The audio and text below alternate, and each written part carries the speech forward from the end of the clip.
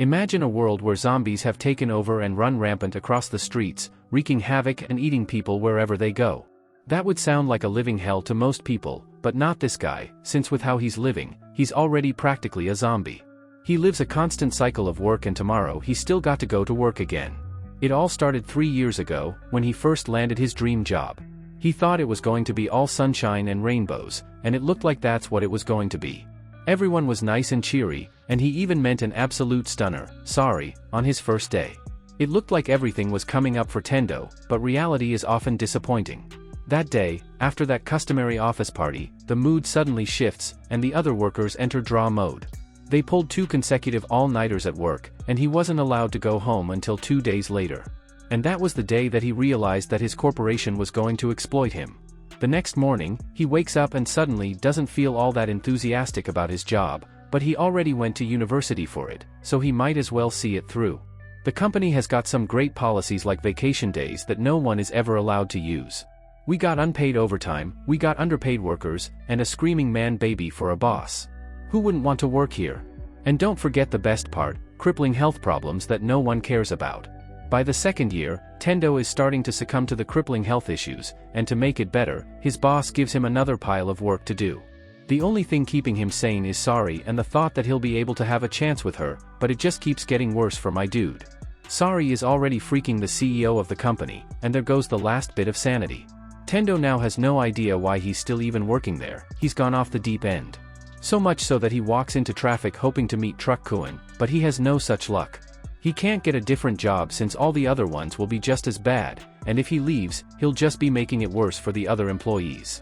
By the 3rd year, Tendo is really being pushed, it's gotten so bad that he even tried train Kuin just so he won't have to go to work, and this is where he is now in full-on zombie mode. All he can think about is work now, and everything is in black and white. He wakes up the next morning and has a mini panic attack about not wanting to go to work. He then gets stressed and is about to go to work, but as he drags himself out of the house, he notices that there is a letter in his mailbox. He forgot to pay his parking pass, so he charges over to the building manager's room to try and explain why he didn't pay it. As he gets to the door, he keeps knocking but there is no answer. He spots a half-open door and heads in to talk to the building manager, but what he finds is not what he'd normally expect. He sees the building manager neck deep in someone's guts, and that is the first bit of color he's seen in a long while. He bolts out of the room and tries to run out of the building, but he only finds more zombies waiting for him outside. He turns around and runs upstairs, and all the while he's thinking, what am I going to do? If this keeps up, I'm going to be late for work. But as he sees a crashing plane going down overhead, he has an epiphany. All the bosses that made his life a living hell, those bitches are probably dead. He doesn't have to go to work anymore. His life now has meaning again and he can finally see all the color in the world once more. He sits on a rooftop and thinks about all the things that he will be able to do now that he has free time again. He then thinks about Sari and wonders if she's alright. He decides to try and confess to her even if it gets him killed. Who cares if she was the CEO side chick? With how fat that dude was, he probably won't be able to outrun the zombies, so he's dead by now. And with that, he rides off on his bike to go find where she lives. But when he gets there, he finds the boss's shoes there and the man standing zombified, so he takes the opportunity to hand in his resignation and body slam him out the window. Unfortunately, Sari was also there, and she's also turned into zombie, so with tears in his eyes, he confesses to her to gain closure and runs off to avoid being eaten. That night, he thinks about what he's going to do from now on. With the state of the world, he could die at any moment, so why not make the most of it? With that, he creates his bucket list of things he wants to do before he dies. The next day, Tendo is having a nightmare about his hellish working conditions and wakes up screaming, but relief washes over him as he realizes that his world is a lot better now. It's a zombie apocalypse, and he's all here for it.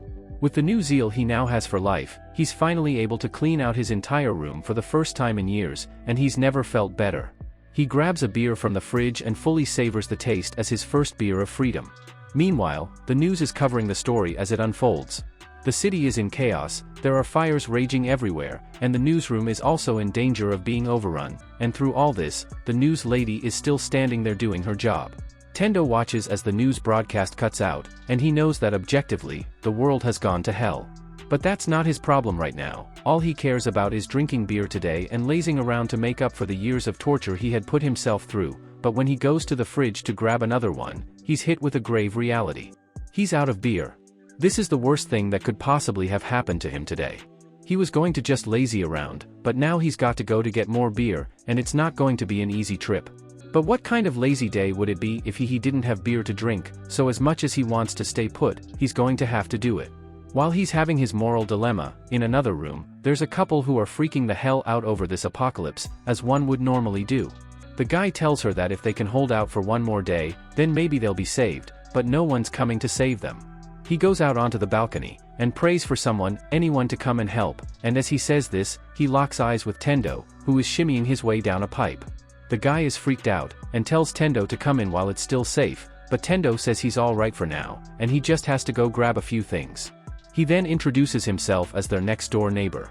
The guy is taken back by Tendo's nonchalant attitude while hanging from a pipe, but he introduces himself as Kosaka. Tendo wants to be nice, and since he's going to the convenience store anyway, he offers to get them some stuff like noodles and toilet paper. As Tendo races his bike down the street, the zombies begin to take notice of him and chase him. He realizes that if he gets surrounded, he might actually die here, but there's no way he's going to go the day without any beer, so this is a necessary action. He gets to the convenience store, and there's a bike outside the store with a camera on it. He doesn't notice that because he is too focused on getting beer, so he pushes the doors open and begins singing his beer song while shopping. Then he notices a girl standing by the fridge, and he immediately dies of cringe at the song. He tries to play it off by acting like nothing happened, but the girl says nothing in return. Things are only going to get more awkward if he stays silent, so he keeps talking. But she just walks past him, so he tries to get her to give her contact info, but she finally says something. He risked his life just to go get some beers, and he didn't even get any water for the hangover. Someone with such poor survival skills would only be a liability to her. And to make it that much worse, he left the door halfway open and now the zombies are coming through. Tendo tries to get in front of her to protect her, but she pulls him back as a truck breaks through the wall, killing the zombies by sheer coincidence, but he did learn some lessons from this. He should analyze the risk before doing something and always close the door. He hopes to meet that girl again, but now isn't the time for that. His bike was destroyed by the truck, so he's got to make a run for it.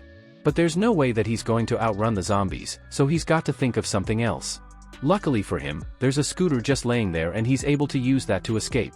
He's upgraded his ride and that gets him thinking, there are a lot of vehicles with keys still in them since the apocalypse started at rush hour, so maybe there's something better, and just as he thinks that, he spots something out of the corner of his eye. He's now got a hot ride. He finally makes it back to the apartment building, and he stops by the apartment of Kosaka, but what he finds is a bloody mess, and I don't think they'll be joining him anytime soon. That night, he was reminded that at any moment, he might die, but if that's the case, he still wants to live to the fullest and do all the things he wasn't able to do while he was working. He thinks long and hard and writes down everything that he would want to do. The next day, we see the girl in a penthouse. She begins her morning routine with a 10 kilometers run on a treadmill, and she's taking the serious approach to surviving the zombie apocalypse. She starts analyzing the zombies' movement patterns, but she needs to go down there and actually see the zombies to get that data, and also to get supplies. So this is why she was at the convenience store earlier. When she ran into Tendo, she was already analyzing him, and that truck that crashed into the store was predicted. She then looks back on the footage of Tendo that she got, and she thinks to herself that maybe his way of doing things isn't so bad after all. With another set of survivors, there's a little girl crying the loss of her father, and the club manager is trying to console her a little. He tells her that she's done great by hanging in there till now, but as he's talking to her, one of his men comes up to him and tells him that the zombies have returned. The manager tells the girl that he has got to go do something, and he will definitely come back to her. They head out to face the ensuing horde in a badass way, and they begin to fight to protect all the people that are left in the club. Meanwhile, Tendo was out here living his best life with his new motorcycle.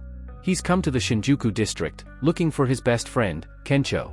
Earlier that day, Tendo was trying to grow in a cool beard, and to speed it along, he tried using a marker to draw it on, but it doesn't end up looking like he wanted it to, so he gives up on it, and just shaves it off. He ponders on what to do today, when he finally notices that his phone is receiving messages again.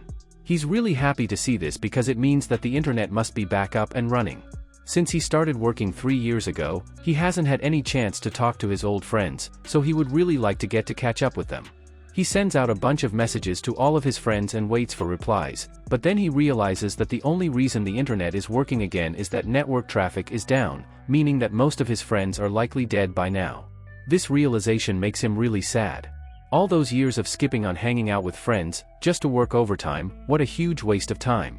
He keeps scrolling through his contacts, and comes across one of his friends, Kensho. Now he knows this guy is a fighter, so there is no way he would just lay down and die like that. Meanwhile, Kensho is about to lie down and die like that. He's been stuck in this room for 3 days with nothing but water, and the hallway is too crowded with zombies for him to have even the slightest hope of escaping. And even more, he's stuck in here with this zombie woman, and the only thing that saved him was his love for bondage. He sits there and thinks this is it. His life even starts flashing before his eyes, and he sees memories of Tendo while they were still in college. At that moment, Tendo actually called Kensho, and he was really shocked to see that he got a call. Tendo asks for Kensho's location, and he says he's in Shinjuku, but there's no way that Tendo would be able to make it all the way there without being eaten by any zombies. But that isn't going to stop him, and that is why Tendo went to Shinjuku. On the way, he recalls how he used to meet up with Kensho for drinks, but Kensho was actually a successful real estate contractor, with good pay, high praise from his bosses, and an actual love life. Kensho tells Tendo that he should probably quit his job. But at that point, Tendo was still too deep in the rabbit hole to notice that he was actually right, so instead, he gets angry at him, and cuts their little hangout short. He never got the chance to apologize for that, so he's going to make sure he does that now. Meanwhile, the manager from before is about to reach his final moments, and as the zombies slowly approach him, he waits for death. However, a car horn in the distance is enough to distract the zombies and make them leave him alone. It also attracts the zombies that are holding Kensho in that room, so Kensho is finally able to go meet him. Kensho finally sees that the zombies are gone, and just then, Tendo shows up and starts yelling at the top of his lungs, apologizing for not taking his advice back then and getting jealous of him. But all that shouting draws in more zombies, and they are forced to retreat to the top of the roof. They get there, but the zombies are right on their tail, so they are now stuck. Kensho thinks this is it for him again, but Tendo isn't about to let it end like this, so Tendo tells Kensho that they should jump across the rooftops, but he isn't too sure he can make the jump. Tendo goes for it, and he makes it, but now it's Kino's turn, but he doesn't want to do it. He apologizes to Tendo for making him feel jealous back then. The truth is that he hated his job and that he was no better than a scum with how he forced people into bad contracts, so he bragged about all the good things he got to cope with it. What he always wanted to be was a stand-up comedian. Tendo tells him that it's not too late for that, and Kensho realizes that he doesn't have to give up here, so he starts running and takes the jump, and for some reason, he takes off all his clothes midway through. He isn't able to make the entire jump, so he ends up hanging off a huge ledge, but Tendo pulls him up in time. But the worst thing imaginable happens. While he's being pulled up, he scrapes his nuts. After that, the two spend the night drinking naked, as all the homies do. Tendo is playing a zombie video game on the roof, but he dies in the game, so he rolls back in the hammock he's laying in. Kensho has been cooking for him, and the food is the best thing Tendo has ever tasted. Even though he's amazed with the food, he also comments on how Kensho is probably great at everything, which would explain why he's so popular with the ladies. Kensho says this much cooking ability is normal, and Tendo's lack of skill is probably why he hasn't had any luck in his love life. Tendo swears that he'll get a date today, but his options are, well, let's just say they're not ideal. Later Kensho is taking a look at Tendo's list, and it's kind of unrealistic, like seriously, what are the chances of him meeting a flight attendant in the apocalypse, and even more so getting the chance to wine and dine them? It would take some cosmic alignment voodoo to get that to happen, but regardless, Tendo is still going to do whatever he wants to do, even if it seems unrealistic. Kensho says that's fine, but the list doesn't even have up to 100 things on there, so Kensho starts adding his own dream of becoming a stand-up comic to the list, and by proxy, Tendo has to become one too, but since Tendo saved his life, he's along for the ride for anything that he can think of. That being the case, Tendo asks if they can head to the mall to pick up a mega flat-screen TV, and so, they head out on the hot rod to go get one. But before they can get there, they run into a flaming dead end, and there's even a firefighter still there as a zombie. And to make things worse, Truck Kuin comes barreling towards them, and Kensho is freaking the hell out. Tendo has a flashback to what happened back on his beer run, and he gets an idea to jump the tanker. It's a crazy idea, yes, but I don't see Kensho coming up with anything. They manage to jump it, but the tanker explodes in a fiery inferno, forcing them to go into an underground mall to escape the fire, but the mall has a lot of zombies in it, and escape isn't an option anymore, so they jump off the motorcycle, and start running to a nearby store with the door slightly open. The zombies chase them, but they manage to make it through, and slam the door down on the zomb's fingers. A flashlight turns on, and the two turn around to find 3 women and 1 man cowering in the back. They are a bit defensive at first since they don't know if Tendo and Kencho are infected or not, but after they say they aren't, Kencho is thankful that there are other survivors. The girl doesn't see why he's so thankful since they are trapped in here with zombies on all sides, but at least it's a convenience store, and they won't be starving anytime soon. If they're going to have to get through this, they aren't going to do it sober. They start scaring the store for food and liquor, and they sit down to share it. One of the girls asks if they can introduce themselves. Kencho introduces himself, and Tendo and the guy in the corner is still freaking out, so he asks the girls if they know each other. They introduce themselves as Rika, Maki, and Yukari, and when Kencho asks how they know each other, they say they're co-workers, and their flight just landed in Japan when this whole mess started. They are flight attendants. Tendo realizes that this is finally his chance to wine and dine a flight attendant, but they are obviously upset about the situation. And in that moment, he also realizes that he has absolutely no game. He goes up to Eureka and tries to talk to her, but his lack of game is very evident. He starts thinking about what to do, and looks to Kencho for help, but my guy is already there rizzing up Maki, and as Tendo is standing there, watching the master work his magic, Kencho looks at him and gives him a devious smile to rub it in. Tendo is at a loss for what to do, so he tries to be funny, and snorts a whole bottle of alcohol, and that gets everyone in a partying mood. Later, Tendo is puking his guts out, when Eureka comes to check on him, and he thinks he might still have a chance. Rika is still drinking, and is currently venting all her frustration on the cowering guy, and yo, what the F, this dude was bitten, and he just didn't tell anybody. As Rika continues rambling, the dude comes up from under her, and she thinks he's trying to eat her out, but she isn't going to let him. He does indeed want to eat her, but more in a literal sense. Her screams are heard all across the store, and wake up Kencho and Maki. Maki has had the brain screwed out of her, so she couldn't care less about the scream she just heard, and Tendo is still in the bathroom with Eureka. She lets him down nicely, and tells him that she actually already has a boyfriend. Kencho and Maki finally come down to check on Rika, and Maki is still feel dazed and confused, but when they find Rika turned into a zombie, she immediately lunges at Maki, and rips her face off. She then lunges at Kencho, but he knocks her lights out with a suitcase, but where did the old man go? Tendo and Eureka are having a chat about their jobs, and she shares with him how an old man made her question every choice that led her to become a flight attendant, and while they are finally bonding and talking about their dreams, the old man comes down the stairs, and bites her before they can react. Tendo knocks the man down the stairs, but he doesn't want to leave her here. However, he has no choice as she's going to turn soon, and the old man is still here. He starts crying as he runs away, and meets Kencho, who has a surprise for him. He managed to grab the flat-screen TV. The two manage to escape on their motorcycle, and Tendo is reflecting on what just happened. He's going to make sure that he can remember what his dream was, and he adds it to the list. When Tendo was younger, he used to be young John Wick. He would take on upperclassmen like it was his normal morning routine, all for the sake of a nice dog. He was something the superhero back then, however, he wakes up from his dream. Later on, Kencho is checking out the news, and confirms that Japan is thoroughly screwed. However, the military was able to secure some of the more secluded villages in the mountains. Hearing this, Tendo thinks his family must be safe, since they are in one of the most secluded villages in Japan. Later, while Tendo is helping Kencho dye his hair for his new beginning, he makes a declaration.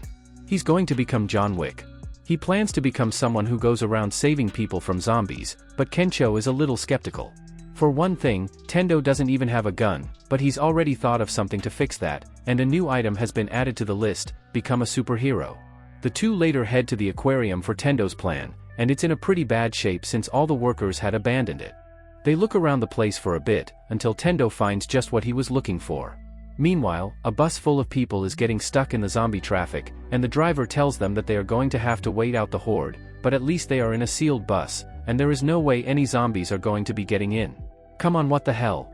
Well, now thanks to this guy, all the bus passengers have to run for their lives, and now, they are getting slaughtered. This one girl has managed to escape so far, and she's run towards the aquarium. As she spots it, she thinks she will be safe when she gets inside, but then horror movie logic kicks in, and she falls over, and unfortunately for her, Usain Bolt was in the zombie crowd, and he is making a mad dash straight for her. As she's about to become zombie food, Tendo runs out of the aquarium, and tackles Bolt, launching him a good 10 meters away. This was his secret weapon. He got shark suited from the aquarium to protect him from the zombie bites, and if a shark can't get through this stuff, then there's no way a zombie is going to. And with that, he has achieved his superhero goal. He spots more people who need help, and tells all of them to head into the aquarium for safety. And among the people, he notices his second crush there, but he has no time to think about that because Bolt is back for round 2. And while the suit may be able to prevent bites from getting through, it's still going to hurt like hell. And after he falls to the ground, he gets sworn by the Olympic team, and Kencho just goes, "You are on your own, buddy." Tendo eventually manages to throw the zombies off the bridge and into the river, and luckily for him, they had him trained for the triathlons. He heads back into the aquarium, and Kencho greets him like he didn't just leave him out there. After that, Tendo goes up to her to talk, and while he just wanted to talk, she starts roasting my man's entire existence. Kencho tries to defend Tendo's honor, but the roasting was too thorough. After that, there is a loud crash sound heard throughout the entire aquarium. Tendo and Kencho decide to go check it out, but when they find the source of the sound, they find something horrifying. The zombies couldn't find any swimmers, so they called in a shark. The shark starts chasing them, and they run to warn all the other people. Tendo tries to stay behind and fight, but then he realizes that is a shark with legs. You don't mess with a shark with legs. They get cornered in a room with even more zombies, and they start heading for the emergency exit, but then this girl just grabs Tendo's crush, stops for a second, and then pushes her aside because she's scared, and now Tendo's crush is likely have gonna. Upon realizing that she isn't in there with them, Kencho tries to go help her, but the door has been warped too much for it to open. He looks around to ask Tendo what he should do, but Tendo already left to help. On the other end, Tendo's crush is faced with a huge shark, and she can only blame herself for not realizing that you never stay with large groups during zombie chase. She has accepted her death, but Tendo hasn't, so he jumps from an air vent and tackles the shark. She is shocked that he would risk his life to come save her even after the roasting she gave him. What reason does he have for coming back? But Tendo doesn't need a reason to help someone, he is just doing what he wants to do. She's amazed by Tendo's resilience, and asks him if he's got a plan yet, but he hasn't thought of one. As they run, she comes up with a plan to beat the shark. Since sharks are sensitive to electric charges, if they were to shock it, it would become confused and unable to attack them. While distracting the shark, Tendo gets smacked through a wall, and is down for the count, and Kencho is trying to figure out a way to save him before he becomes shark food. So he comes up with a foolproof plan, he's going to bait the shark with his ass.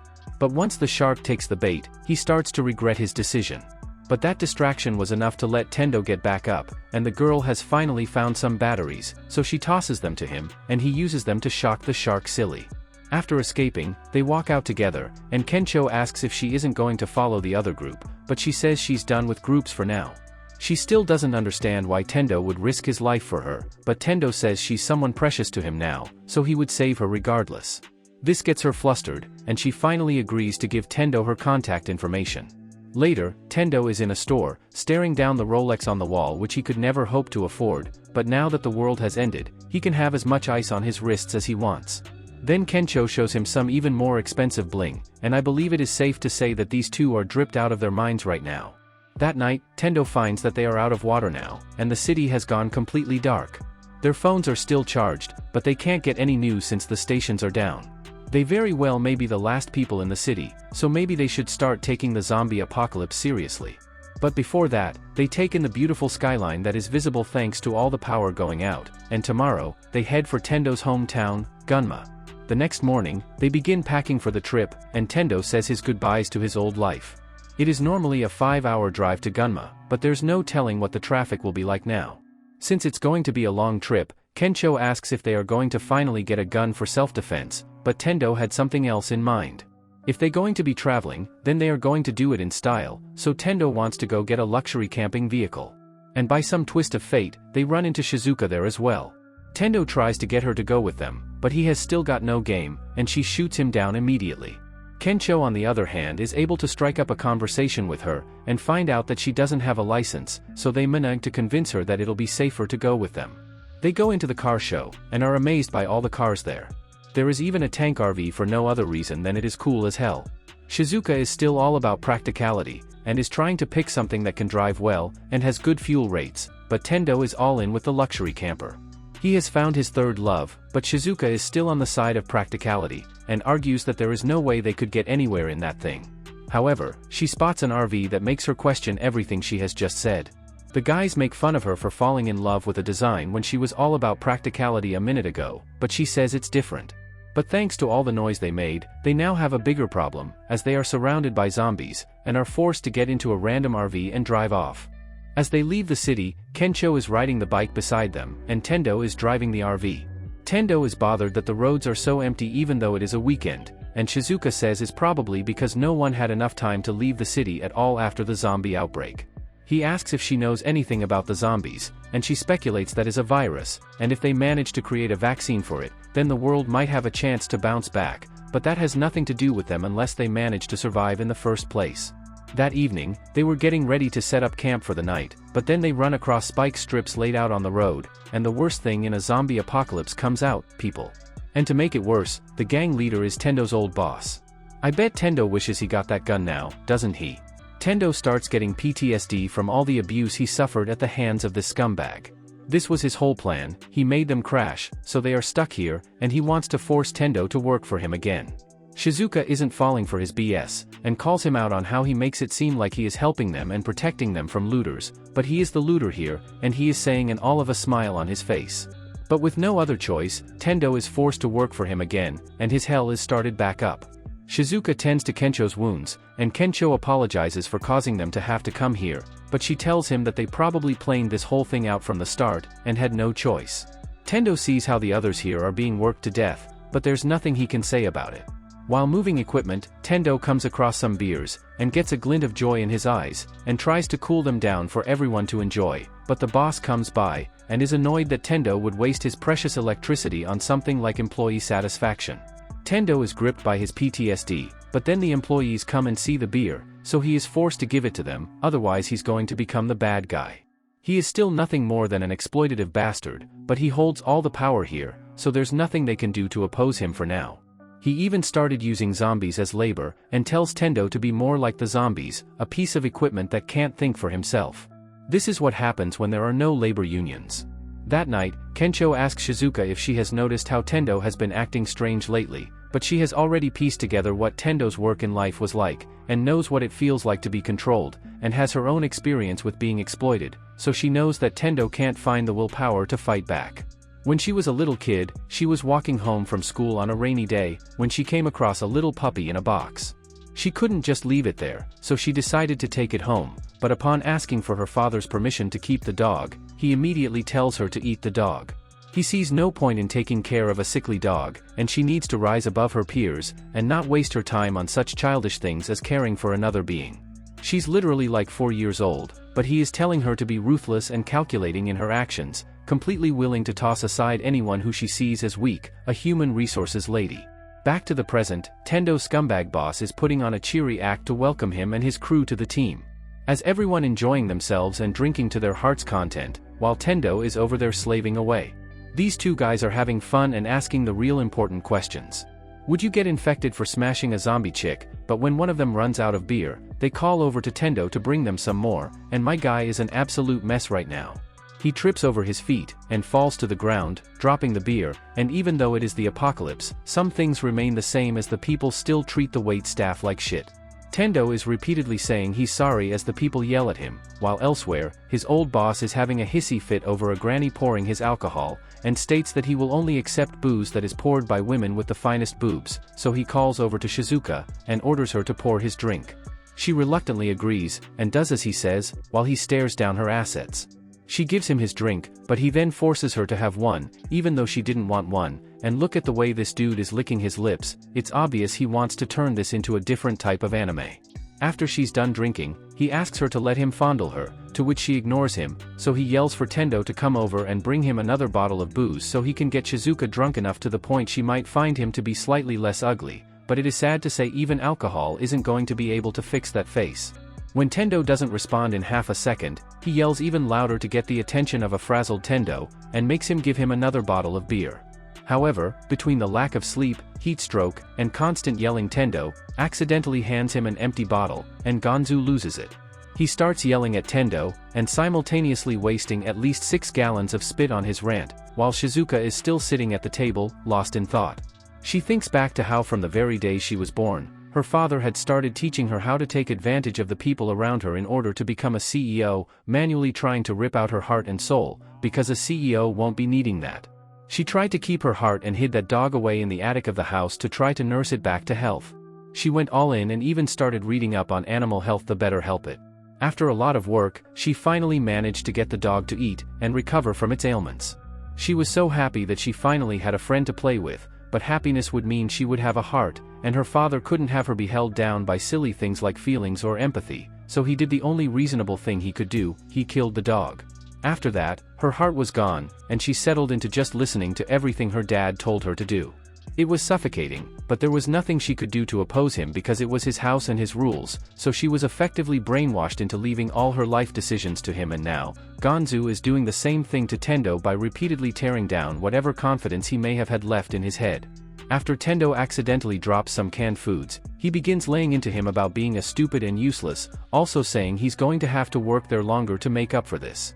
Tendo tries to object, but Gonzu begins to lay into him once more, and now, Tendo has been thoroughly broken.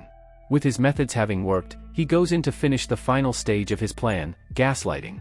He puts on the kind act to get Tendo to trust him, and says he is only doing this for his own good, so he wants Tendo to stay and work here permanently. The outside is dangerous, and you never know when you will encounter the next horde of zombies, so he could either stay here in the safe compound and work under Gonzu, or leave and face the apocalypse alone. But me personally, I would take on the apocalypse any day of the week before I work under this walking trash bag. However, Tendo has lost too many brain cells from listening to Gonzu's voice, so he is not able to make the right decision here, and falls for the gaslighting. So as it starts to get dark, Tendo is still out working like a zombie. Shizuka was resting in the camper, when she came across the bucket list that Tendo made, and couldn't help but smile at the dream written on the list, so she added one more to it. The next day, some of the other guys are out on a supply run, when they take a break, and one complains that Gonzu is the leader, but he never actually does any work, but the other guy is just glad they don't get treated like the people in Tendo's shoes. He tells the shorter guy to hurry up, and close the door to the truck, before a zombie climbs in, but would you look at that, a zombie already climbed in. Meanwhile, back at the compound, Shizuka and Kencho are all packed up and ready to go as they had agreed, but Tendo comes out and starts saying he's going to stay here and work for the chief from now on. Kencho can't believe what he is hearing, and thinks it must be a joke, but Tendo is dead serious. He's been tricked into thinking he is a dumb ugly idiot who wouldn't last a minute in the outside world, and with how he is acting, he has definitely become smooth brain. Shizuka begins to walk away, prepared to leave Tendo behind if he won't be joining them, but as Tendo continues to talk about how he needs to repay Gonzu for all the kindness that he has shown him, so the only option he has is to stay here and listen to his every command. Shizuka recalls her childhood, and sees a lot of herself in the way Tendo is acting right now.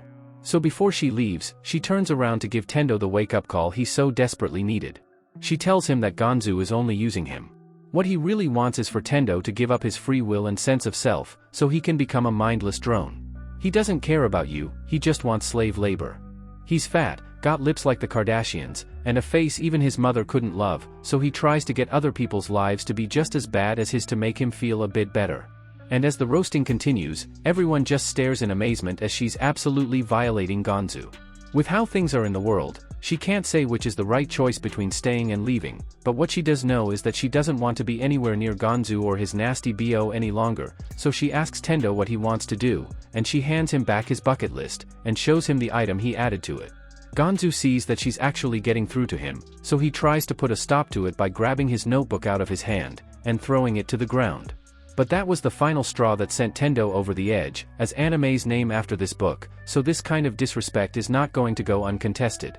Tendo somehow manages to get under Gonzu's feet to stop him from stepping on it, and gets up having finally grown a pair of balls. However, he is still being much nicer than I would have been. He just says, "What the hell was wrong with me? Gonzu, thank you, but this ain't it, fam. I never want to see your ugly ass again."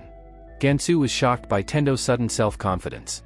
He tries to continue the gaslighting and says Tendo still owes him, but Tendo counters by saying, "I missed the part where that's my problem. Even if I become a zombie, it's still going to be better than being worked like a zombie by you."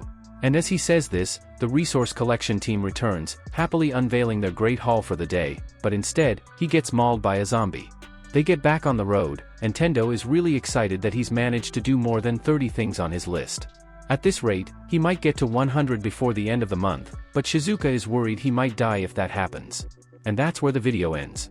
I will be doing more parts, so make sure to subscribe to not miss them. Thanks for watching, and I hope to see you next time.